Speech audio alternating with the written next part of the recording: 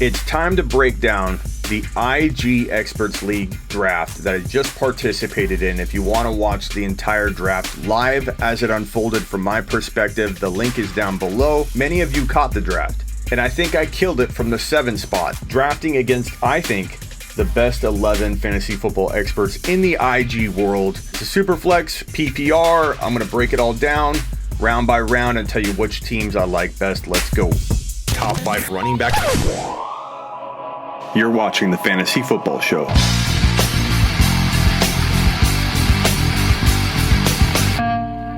Smitty. Take a lap. McCaffrey, Barkley, Elliott, Lamar, Mahomes. I don't care if you like them in a different order, but these are your top 5 in a super flex. I personally would probably go Barkley, McCaffrey. I could go either way on that, but I think Mahomes and Lamar are 3 and 4. That's my personal preference, but you can't dislike Elliott at number 3. You just can't, especially if you cuff him to Pollard, which Couch didn't do because we grabbed Pollard, but you can't argue going McCaffrey, Barkley, or Elliott, especially if you can get good quarterback play down below in the 3rd, 4th, 5th rounds, which I anticipated because drafting with this group of people, I know them. My buddies, my pals in this league are no QB early drafters, and even though we're in a super flex, I know it's going to be against the grain for them to go quarterback early. So I deployed a late quarterback approach because I couldn't get Lamar, I couldn't get Mahomes. I was lucky enough to be facing potentially Kamara or Cook. I wanted Kamara because I already have Cook in the Throne League, but I was darn happy to get Cook, and I cuffed him to Madison, an absolute must. I wasn't worried about the holdout. I actually walked into this draft with the news kind of coming out that the first holdout might have been fake news. I didn't care. I drafted him anyway. I knew I was going to take Madison. I knew I was going to reach a round earlier than I had to for Madison. And if you own the duo, you're fine. Not to mention, with the new CBA, it's really hard for a running back to hold out and not lose a whole bunch of money, something I didn't think Cook was going to do. And Cook already announced today he is back, baby. Nick Chubb going to the fantasy football rapper, who we're starting to coin as the Reacher, the fantasy football Reacher. The reach around move activated. Woo! But Nick Chubb he took at number 5, I think, in the last draft. 8 is a lot less risky, I think, but he owns Chubb in both the Throne League and this IG Experts League, and we own Cook in both leagues, so kind of funny. Mike Thomas is hard to argue at number 9. So is Eckler. You know how I feel about Joe Mixon. I don't think anybody should be making this guy their first drafted player in 2020, especially in a super flex. There's a lot of risk there in Cincinnati, and I think that, you're looking at a slow potential start for Joe Mixon, just like last year. A lot of 8-man fronts. Burrow's going to be really good in Dynasty, but Burrow's going to take some time, have some ups and downs. Not many quarterbacks can do what Kyler Murray did during Kyler Murray's rookie year. Have an elite type of rookie quarterback season as a rookie. It just doesn't happen. I think Daniel Jones is probably the best example of what you can expect out of Burrow. Some ups and downs. A lot of people heading into Danny Dimes' second year love him. A lot of people doubt him. I don't see Burrow having such an amazing rookie year that people aren't faced with that same dilemma. I like him. I don't like him. I believe in him. He's going to take a long time. I think too many people are expecting too many things out of this Bengal offense in 2020. Derrick Henry, good value at 12. You know how I feel about Miles Sanders if you follow my content. I like the guy, but I think he's going way too high. There's not a lot of protection built into 13 overall value. I like it better than 9, where I've seen the guy go recently, but I think it's more about Jacobs being safer, Adams being safer, Drake being safer in a super flex, maybe even Kyler Murray, Hill, Hopkins, even Watson, because it's a super flex. There are just more safer options to roll with than Sanders. I think he makes a fine 20 overall pick, 21 overall pick, but he's not going to go there, which means I'm never going to own him in 2020. I'm not predicting a bust. I just want to package in risk, and his ADP is not allowing for that. The Godwin value at 17 is good. I took Kenyon Drake at number 18. I couldn't be more happy and pleased about that draft selection. I was given the 12 pick out of the hat. I traded it for the 7 overall. But had I not traded at all, I would have taken Drake at the 13 pick in my back-to-back 12 and 13 bookend picks. So I got the guy I wanted anyway, and I moved my 3rd rounder all the way up. So at this point in the draft, I'm ecstatic because I've got Dalvin Cook. I've got Kenyon Drake. I have what I believe to be 2 top 5 potential running backs. Yes, I said Kenyon Drake could be a top 5 running back. I like every single pick in this second round except for Miles Sanders going too high, and Dak Prescott does not belong at number 15. I proved this later in the draft, but waiting on a guy like Dak to get a Brady or Brees or an A-Rod is so much more advantageous because of the Adams and Godwins and the Drakes and all those players that are non-quarterbacks that are available right here. Comparing Dak to a Brady, there's not a big drop-off, if any. You might argue that. You might love Dak in 2020, and I don't blame you. There's nothing wrong with believing in Dak being 3 or 4 for your quarterback ranking. I don't have him there. I actually like Brady more than I like Dak in 2020. So if you didn't see me draft this team live on YouTube, I'm going to spoil it for you and tell you I landed Brady in the 5th round. So given that I like Brady more than Dak, I took him in the 5th round, and I didn't have to waste my 2nd rounder on a player that I like less than Brady. Todd Gurley, way too high, especially when you account for this being a super flex and you're mixing in a bunch of quarterbacks and bumping players down. This is way too high. This would be too high at a 1 QB format. Same goes for Fournette. I love the Clyde Edwards-Helaire pick, and that might seem obvious now to a lot of you. But if you follow my content at all, you know that I've been preaching his top 15 overall value in redraft and his top 5 to 10 overall value in Dynasty. The guy, now that Damien Williams is opted out of playing in the 2020 season, the guy, Clyde Edwards-Helaire, the human bowling ball, the next Maurice Jones-Drew, is now going to have a 1st round ADP across the board. Redraft Dynasty doesn't matter. He's a top 5 running back in the making. Nothing is standing in his way. Could Clyde still have a slower start and Darrell Williams get more carries in week 1? Sure. But the unleashing will happen, and he's going to be so productive per touch, he'll eventually take over. It won't take him long if he doesn't have a grip on the starting lineup by week 1. This pick was great even before that news, but Couch ended up hitting a home run even further out of the park once that Damien Williams news broke today. Aaron Jones isn't awful there. I start to buy back in the 3rd round range. I love the Kenny Golladay value. I think Kenny Golladay could be a 5 to 10 wide receiver in 2020, and you're getting him in the 3rd round. Fantastic value. I love the Evans value. I took George Kittle at number 31 overall. Complete steal in my mind. Not only do I have 2 potential top 5 running backs in Drake and Cook at this point, I have the number 1 tight end. So I'm deploying, as I always do, as I always preach, the best player available approach. I'm not going based on position of need. I don't go after a wide receiver because everybody else is. I'm not going after quarterback because we're in a super flex. I'm going to roll the dice because I know my league mates. I know their weight on a quarterback tendencies that they have, and that they won't even be able to fight those even in a super flex.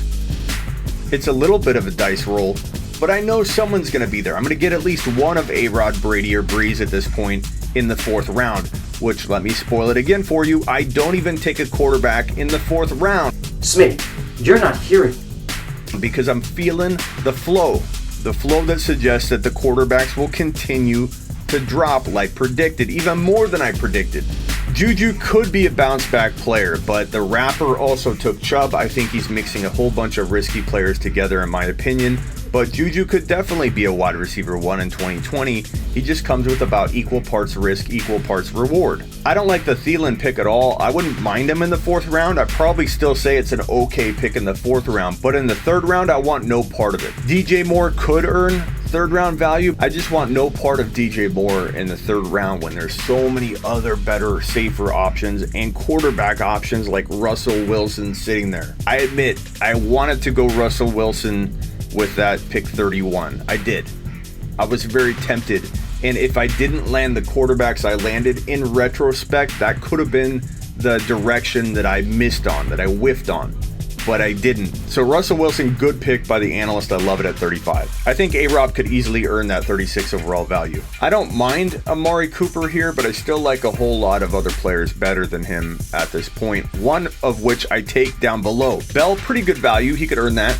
David Johnson, I don't like that pick at all. If I'm wrong about DJ, I'm not going to lose any sleep over it because I'm recommending safer players, guys like Melvin Gordon, guys like AJ Brown, guys that I feel like have a lot less risk but the same upside. Why go with a player like DJ that is equal parts risk, equal parts reward, if not worse, when you could take a safer player? In every draft I've passed on DJ, wherever he's gone, I've taken a player that I feel is not only better, they're safer. So clearly I love the Melvin Gordon pick. Rapper taking another high-risk player. He's got now Juju, he's got Chubb, he's got Jonathan Taylor. Activated. Woo! He could hit home runs on every one of them and knock this draft out of the park. So Rapper, I'm going to give you credit for having the balls to try and pull this off, but I just feel like there's a whole lot of risk combined on one team, and I don't see it working out because Taylor's going to be moved along slowly. There's no way Taylor's going to get starter work out the gate with Mack and Hines both probably taking some of his work. Taylor probably won't see a lot of heavy PPR work all year long, and in a best case scenario, he'll split first and second down duties with probably Mack, but I don't see him touching the PPR work for a long time. AJ Brown fell to me at 42 overall, so at this point I've got Dalvin Cook, I've got Drake, two potential top 5, at least top 5 to 7 running backs in my mind. I took Kittle, the number 1, or you could say the number 2 tight end, or tied for the number 1 tight end spot. And in the 4th round, instead of going quarterback, which was my intention, I'm looking at the quarterbacks on the board. I'm looking at A-Rod, Brady, and Brees all still being there. I decided to take my number 1 wide receiver and roll the dice and probably only get one of my top 3 quarterbacks that I was targeting. So I took AJ Brown. Scientology. Anything is possible. Woo! You know? Carson, I want no part of in 2020. He feels like a walking disappointment. Connor, I feel kind of the same way. I'd like Connor at 5th or 6th round value, but not in 4th round value. Cooper Kupp, he could earn that. Josh Allen, pretty solid in a super flex. Ridley, I like Ridley a lot in 2020. He's on my bold predictions last year. So I don't know why a lot of people think I don't like Ridley. I'm just not ranking him higher than the 4th round. DK Metcalf. Clyde Edwards-Helaire and DK Metcalf are the 2 players that I wanted in this draft and I want in every draft. So I'm upset at this point in the draft because I thought DK was probably going to fall to me, but I also knew I'd have a dilemma on my hands because I need quarterbacks. I need Brees, I need Brady, I need A-Rod. I need 2 of those guys, and if DK were there, I'd have a dilemma. But I love that value. DK is going to be a low-end wide receiver 1 in 2020. Woods, decent value in the 5th round. Lockett, same thing. I think people are starting to get a little too wide receiver 1 happy with Woods and Lockett in 2020. I think they're better suited for low-end wide receiver 2s in hopes that they do more. I like the Montgomery value a lot. He would have been somebody I considered had they fallen to my 55 overall spot, where you can see my boy Tom Brady sitting there. Ingram, great value. Hunt, I love that value. I think Hunt's going to earn 53 overall value in his sleep in 2020, and if he gets starts, he will win leagues. Kareem Hunt will win leagues in 2020. Sutton, that's pretty decent value. Tom Brady could be the steal of the draft at this point. There's no reason he can't flirt with 40 touchdowns in 2020 or more. And I know people are going to be quick to say, no way, that can't happen. This is a Bruce Arians offense with Godwin, Evans, Gronk, a whole lot of options for Tom Brady to deploy. Maurice Jones-Drew said that Tom Brady was going to have a 50 TD season. Now, I know that's lofty. I'm not saying to bank on that. I'm just merely telling you I'm not the only one that sees a 40-plus TD season potentially in the cards for Tom Brady in 2020. And if you think he's got a noodle arm, go watch some film. I'm tired of that garbage being regurgitated over and over. Pull up YouTube. Watch Tom Brady throw 40 and 50-yard passes all year. Stop with the noodle arm BS. Wentz, decent value. I like Brady a whole hell of a lot more.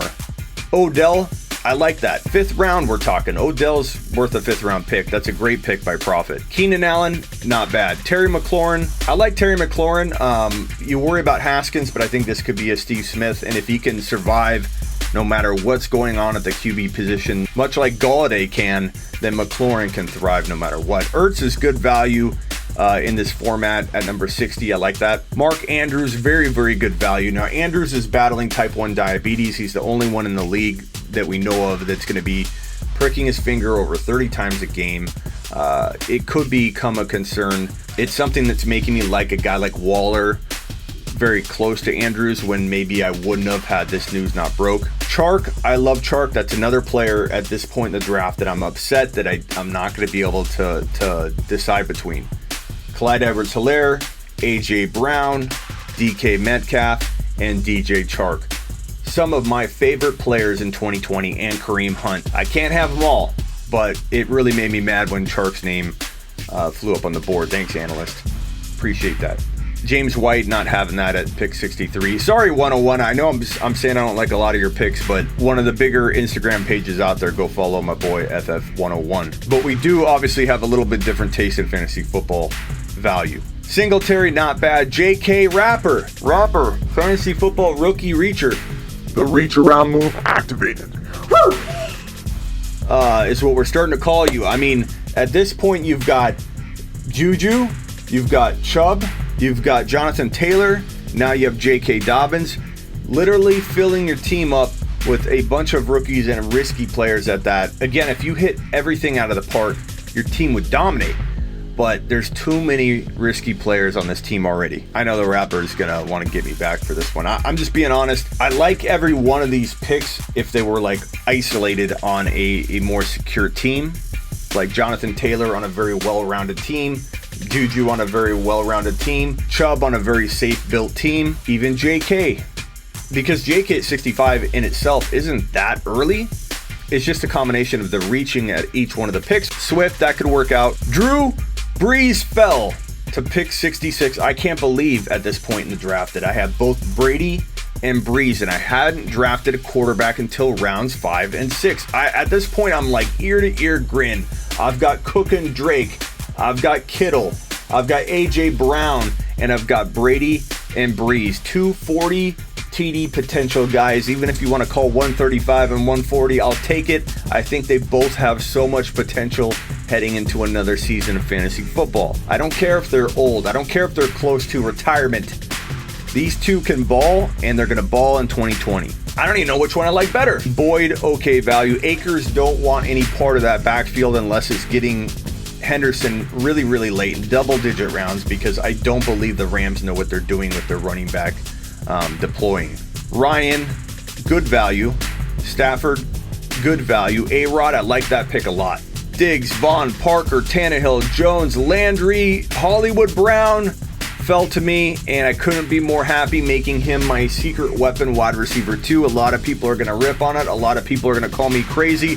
I don't care. I'm used to it. But this is a top 12 to 14 wide receiver in the making. He proved it in week 1. I know he suffered the foot injury. I know a lot of people have concerns about him staying healthy. He's a smaller type wide receiver, but I think top 12 to 14 wide receiver numbers, if not higher, are in the cards. And with A.J. Brown and Hollywood Brown at my number 1 and number 2 wide receiver spots, with Kittle at tight end, with Drake and Cook at running back, and Brady and Brees at quarterback, I couldn't be happier about having this weak wide receiver 2. What do you expect when you wait to draft your wide receiver 2? I wouldn't have the depth I have at running back or quarterback or tight end if I had taken my wide receiver 2 early. So it makes no sense to me when people say, well, yeah, but you have a pretty weak wide receiver 2. It's all a give and a take as you draft different pieces of your team.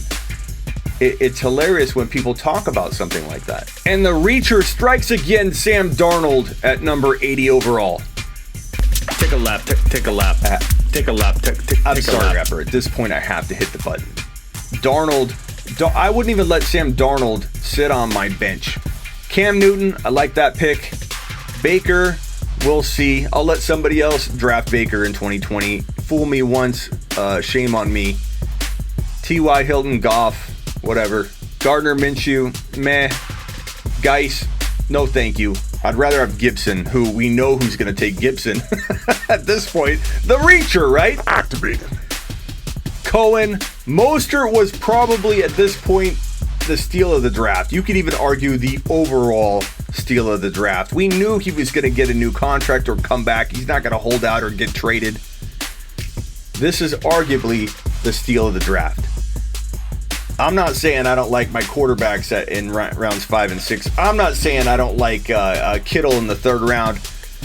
I'm not saying I don't feel like all my picks have been steal of the draft material, but this right here, let me be honest, I was really upset when Mostert went. I wanted him at my next pick. I was only two spots away And we were drooling over the idea of having him as a running back 3 or flex player. Darren Waller fell to us, and you took 2 tight ends. we didn't do any weird back-to-back early tight end strategy. We're in the 8th round. This is our flex player. Waller could have 1,000 yards and 7 or 8 TDs and be a very, very good wide receiver, not just tight end. And it gives us flexibility for trading and if Kittle were to go down. It's a very strategic move that not everybody seems to appreciate, which is mind-boggling to me. Burrow way too early, as I talked about earlier. This is redraft. Burrow's going to have ups and downs, not a good quarterback too. Ronald Jones is pretty crafty, and you could probably have cuffed him to Keyshawn Vaughn the next round. We'll see where Vaughn goes, but I like Ronald Jones in round 8. Jordan Howard, no thank you. Hayden Hurst getting so much hype, and I don't know why. I'd rather have Gronkowski. Yeah, I said it. I'd rather have Gronkowski than Hurst. Brandon Cooks, okay value. We got him in the Throne League, and I'm neither extremely excited or worried. I think he could drop high-end wide receiver 2 numbers here and there, and then he'll probably get hurt. AJ Green, I'm not buying into the whole he's going to resurge and become an elite wide receiver again. Kirk Cousins, Gallup, Roethlisberger, Deontay Johnson, Bridgewater, Breda, Alexander Madison. Frankly, I waited too long. It was almost reckless to wait until pick 103. But in a super flex, I knew quarterbacks were going to bump everybody down. But looking back, I maybe shouldn't have pushed my luck. But it was a move that had to be done at pick 103. Slayton. I actually like this pick a lot. That's a high upside, low risk pick by you, Reacher. Jimmy G, Rivers, Carr, Crowder, Haskins, Edelman, Marvin Jones, Henry. Very boring at this point. Tyler Higbee. I like that. There's a risk, but I like it. Deebo Samuel. Why not at this point? I know Couch was really mad when I made this pick because he wanted Deebo. I think more than half the league don't have the vision that this pick requires. I get it. Deebo could miss 4, 5, 6. Who knows? He could also come back in week 1. We could also have the season delayed until October 1st and him be back for week 1. We don't know. There's a lot of bogus reports out there trying to predict how quick he's going to heal, which is ridiculous on its face. We don't know. Nobody knows. Deebo doesn't even know. But Deebo's talked about how ridiculous these reports are that he may or may not be ready until late October. Nobody knows. Deebo Samuel could be an elite wide receiver 3 come week 5, 6, or 7, and I'll be fine with that. I've got guys like CeeDee Lamb, Emmanuel Sanders that can step in the meantime. Evan Ingram, Will Fuller, Mecole Hardman. I wanted Mecole Hardman so bad, I was tempted to take him at this Deebo pick. In hindsight, I kind of wish I did and kind of wish I didn't because I do want Deebo. I think Hardman's going to go off in 2020. Someone's got to catch footballs and touchdowns, and I know that Tyreek Hill and Kelsey and Clyde Edwards-Helaire are going to divide up a lot of it, but someone's going to eat opposite of Tyreek Hill, and if Tyreek Hill went down or gets suspended, 2 things that could totally happen with Tyreek Hill, right? Hardman would eat, and in a worst case scenario, he's still going to eat. He's going to get a whole lot of scraps. Couch, tough luck with Damian. Damian is opting out of 2020, but he took Clyde Edwards-Helaire. It was the move to make. Coleman, Sony Michel. Here's the rest of the draft. I love the Lat Murray pick. I love my CeeDee Lamb pick. Antonio Gibson, pretty good pick by the Rapper. Tony Pollard. A lot of people didn't like that pick. A lot of people can't see the vision in that too. But if Tony Pollard gets into that lineup, he will win leagues for people. He's a league winner. And worst case scenario, he might be flex worthy all year long. They might use him as a wide receiver.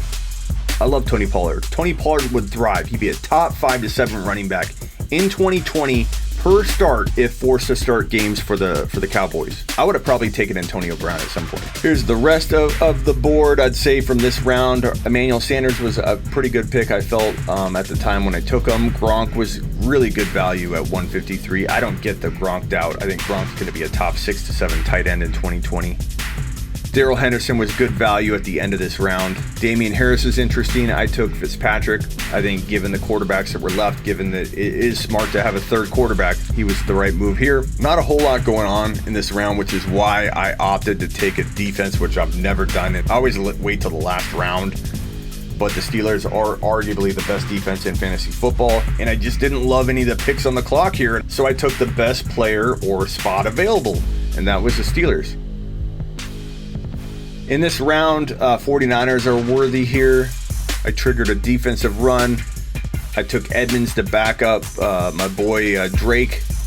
Had to be done. Not much going on in this round. Now, I'm going to hear a lot of like, hey, that's a great, smart move, and that's a ridiculous pick with my Winston pick at 199. Now, if you play in a 1 QB league or you don't do super flex, like, you need to not even have this conversation because you're talking about something from an entirely different angle. Most people come at me saying, why would you take a guy that might not ever start? Are you not listening to what I'm saying? Because I've explained this 100 times.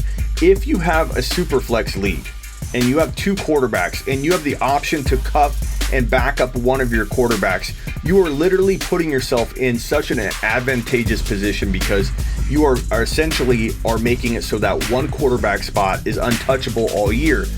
To do that in a super flex is something that can't be measured. And given that Winston would be a top 5 to 7 quarterback if forced to start games for the Saints, cuffing him to Brees is the best, smartest thing you could do in a super flex league this late in your draft. Now, I didn't just go cuff Brady because he doesn't have the proper cuff. You can rarely ever do this, but Winston's that good of a backup, interceptions and all, in that offense. So Brees and Winston together in a super flex only is one of the most genius moves you can make when you're a Drew Brees owner and with a pick late in your draft. And a whole bunch of kickers and defenses. Okay, reviewing the teams right now, I've got to admit, I love Brady, Cook, Drake, A.J. Brown, Hollywood Brown, George Kittle, Waller at one of our flex spots, Drew Brees at our super flex spot. The Steelers defense, we literally have no holes, but maybe you could say at our other flex spot, which is going to be Deebo or Lamb or Emmanuel Sanders. So I wouldn't even call it a hole. I'd say, yeah, we have a weaker spot maybe at our flex than some people, but other people don't have the stacked other positions that we have. Everything comes at a cost. You can't have Brady and Brees in a super flex and have Cook and Drake and still have A.J. Brown and Kittle and Waller and have all of the other positions as strong as everything I just named. I'm going to give us an A. A-, A+, I don't know yet, but I think it's definitely in the A category. I think there are a couple other teams that might have an A grade, but I know I'm biased, but I really believe this team is going to be a top 3 team. And ESPN does an evaluation at the end of the draft, and it gave us the, I think, 3 spot. I don't always listen to those things unless they say something good about my team. Fantasy Football Guides has Goff, Derrick Henry, Miles Sanders, A-Rob, Amari Cooper, Mark Andrews, Crowder, Akers, Minshew. On his bench, he has like Darrell Henderson. This is a tough team to rank. I think I could be a little too hard on Goff and Minshew, but I don't think they're the best quarterbacks in the world in this format. I think it could really hold this team back. And I feel like Henry and Sanders are really good. I like A-Rob, I like Cooper, I like Andrews. It could be a sneaky top 6 team, but right now I'm going to put it just outside the top 6, and I'm going to give it like a B- to a C+, which isn't awful because if a couple things happen, this team could jump into like the B category. Fantasy Couch has Josh Allen, Zeke Elliott, Clyde Edwards-Helaire. Value skyrocketed today. Julio Jones, Devontae Parker, I like a lot. Hayden Hurst, I'm meh. I love David Montgomery as his 3rd running back. Tate is okay. Ryan and Allen are pretty good quarterbacks. I wouldn't call that like the best quarterback duo in our league or even close to it, but it's a good quarterback duo to mix with Elliott, with Helaire, with Julio, Parker, and Montgomery. It's a very well-rounded team. I'd give this team, if not a B+, right on the verge of an A-. Top 3 or 4 team, I think, out of the gate without looking at these other teams. I mean, I've looked at them, but I've kind of digested everything and I'm giving it a fresh look. And I'd say 3 or 4. Top 4 for sure. Fantasy Football Expert has Mahomes, Connor, Hunt. Not loving that running back duo, but let's take a look at the wide receivers. Tyreek Hill, Galladay. I love both those guys. Jarwin's iffy. We should trade Waller to him for something. Boyd, Ronald Jones, Daniel Jones. I like Daniel Jones and Mahomes. I'm not a super big fan of those running backs. I think this is a B- team. I may have given it a higher grade coming out of the draft, but I think looking at it, Connor, I love Hunt, but I don't know that I love Connor and Hunt together. If both of them land, this team's going to be scary in top 4, but those are 2 big what ifs, and I think at this point I got to give it like a C+ to a B- type of grade for right now. And on the bench, Lat Murray, nothing crazy on the bench. Profit's got Newton, Melvin Gordon, Singletary, Mike Thomas, Devontae Adams, Hunter Henry, Adam Thielen, Odell Beckham Jr., Mostert. This is the only team I've run across that I think can definitely hang with us. Those quarterbacks, I mean, he doesn't have a second quarterback that I think is worthy enough to start. Jimmy G's not going to score as many points as other quarterbacks, but he's throwing in Mostert for his flex, super flex, so he's fine. If Newton doesn't work out, he could be in some serious trouble. Melvin Gordon, Singletary have a little risk right there, but Thomas, Adams, Thielen, Odell, Mostert, that is such a strong team. I'm going to give him an A-. His team, my team, top 2 teams so far. I think Couch is right behind us, though. I like this team a lot. I think I gave it a 2nd or 3rd ranking right out of the draft. Let me see what I think of it now. Lamar, Aaron Jones, Mark Ingram, Hopkins, Kupp, Ertz. He made a trade and got Ertz. I forget what that trade was. Jordan Howard, Mecole Hardman, I love a lot. Tannehill, Ravens defense. I'm going to say B+ at this point, and Couch and him are kind of right there in that B+ range. But I like the team. It's very, very good. I just don't know that I'm putting it 2 or 3 like I did before. It's more like 3 or 4. Okay, the wrapper: Wentz, Chubb, Taylor, Godwin, Juju, Tyler Higbee, Slayton.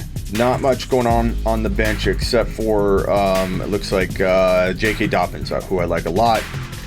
Locke and Wentz are not going to cut it, I don't think, with the rest of this team. Had he been stronger at other positions and not taken so many risks at every turn, not done a whole lot of reaching, I think this team would have been built better to have a Wentz and Locke being the starting quarterbacks. But Darnold, I think he drafted ahead of Locke.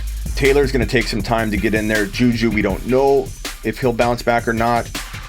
Again, I do like Slayton. I love Godwin. I like Taylor in time, but Taylor could just be slow starting. I'm going to give this a C+ or maybe a C-, but probably a C+ because it still has a whole lot of upside. There's a lot of risk I don't like.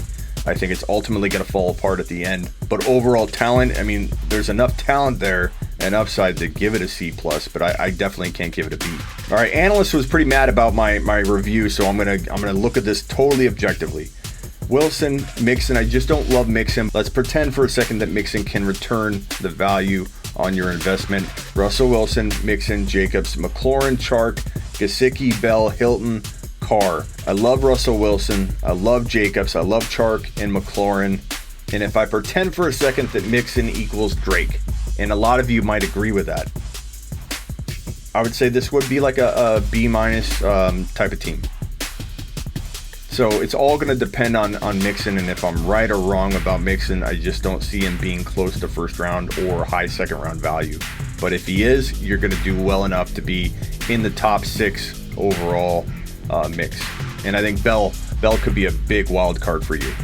Okay, Fantasy Football Beast: Watson, Barkley, Fournette, Ridley, Lockett, Jared Cook, Brandon Cooks, Gallup, Stafford. Good quarterbacks. I like Watson and Stafford. I love Barkley. Fournette's your wild card. Ridley, Lockett, pretty undervalued sleepers, but I think that ultimately, I think this is a B- team. I think you're definitely in the mix for like that 5 to 7 range. You could creep up if 1 or 2 things happen for you. If Fournette's better than I think he's going to be, if Lockett becomes a wide receiver 1 again, those things could help you vault into the top 4, but I'm going to put you 4 to 6 range. Spencer the Guru, Murray, Kamara, Carson I don't like. I love Mike Evans. Sutton's pretty darn good. I like Ingram a lot. Swift is pretty decent value. You know, looking back, this team's a potential B- team. I may have been too hard on it last time. I just don't like Carson a lot, but I love Kamara. I love Murray. I don't love Burrow. I don't like Landry. He might not even be ready for week 1. But there's a lot of upside there on the bench. Jerry Jeudy, that's about it. I think you don't have enough depth to weather through the Landry and Burrow situation. That's what makes me feel like you're going to fall short ultimately, but you could compete for a top 6-7 overall spot. I mean, it's possible. C+ to B-. Only because I don't think you have enough depth to account for, again, Burrow and Landry. Had you had maybe one other player, I'd put you in the B- category, but I might throw you in the C+. Nation has Rodgers, McCaffrey, Gurley, Metcalf, Robert Woods, Kelsey, Diggs. Cousins is the super flex. I don't like Gurley. You guys know that. Past that, I like this team. And if Gurley ends up working out, you're a top 5 team. If Gurley doesn't work out, you're going to struggle to be top 5, but I think you still have enough talent to be right around where I've been talking like Guru is at number 6, 7. I mean, Rodgers, McCaffrey, DK, Kelsey, those guys will score a ton of points, and Woods and Diggs are very undervalued. On the bench, I see Michelle. And finally, I was pretty critical of a lot of these picks, so maybe I'll like this team better than I think. But Prescott, Eckler, David Johnson, DJ Moore, Keenan Allen, Jack Doyle, Cohen.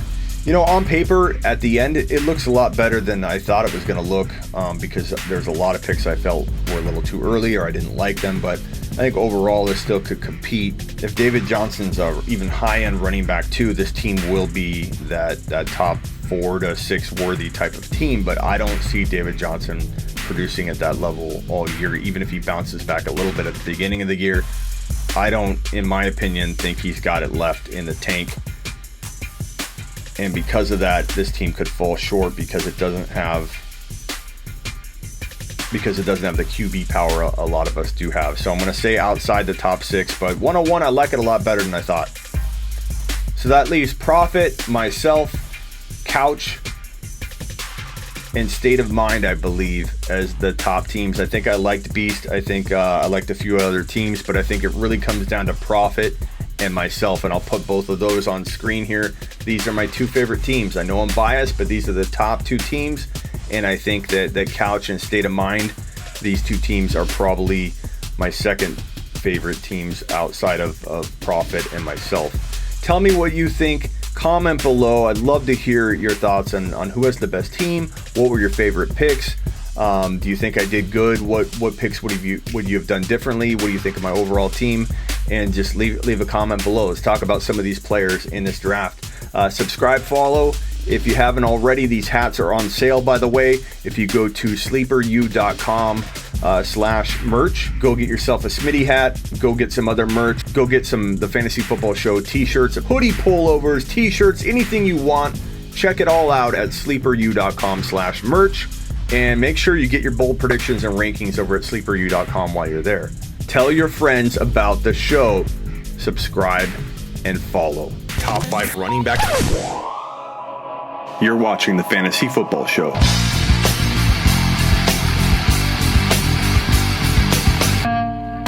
Smitty.